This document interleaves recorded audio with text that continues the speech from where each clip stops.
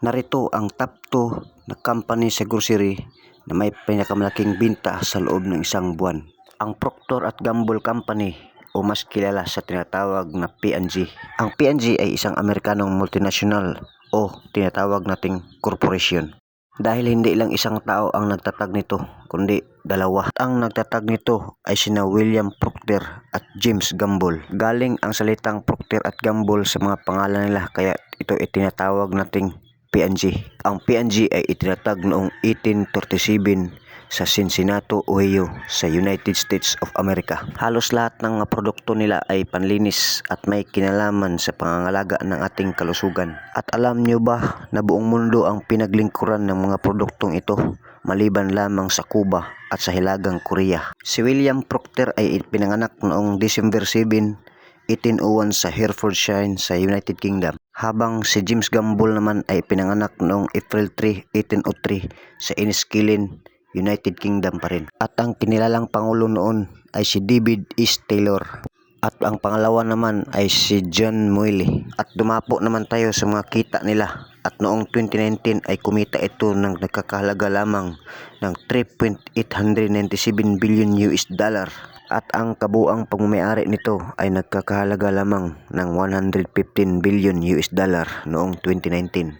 At noon lamang 2019 ay umabot ang dami ng empleyado nila sa 97,000 at hindi pa kasali ang kasalukuyan. At noong 2014 ay natala ang P&G ng 83.1 billion US dollar o mahigit 4 trillion na kita mula sa kanilang mga produkto. Narito ang mga produkto nila na talagang mabibigla kayo kapag malaman nyo na sila pala ang nagmamayari nito dahil sa sobrang lakas ng binta nito. Number 1 sa kanilang produkto ay ang Safeguard na sabon. Ito talaga ang pinakamabinta pagdating sa mga grocery. Pagmamayari din nila ang Tide na sabon.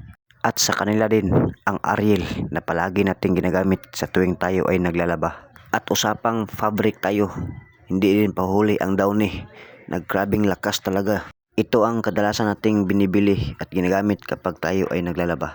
Pagdating naman sa shampoo ay meron silang Head and Shoulder na siyang ginagamit natin kapag tayo ay nagliligo. Product din nila ang Rejoice Shampoo at ang Pantene na kadalasang ginagamit ng mababae kapag naliligo. Sa kanila din ang diaper na Pampers na siyang kumita talaga ng bilyon-bilyon every month dahil sa magandang quality ng diaper na ito.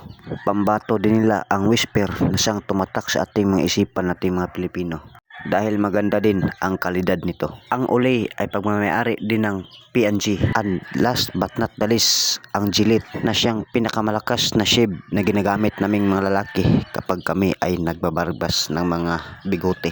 So yun lang mga amigo, sana ay suportahan nyo ko at sa akin ibang mga video.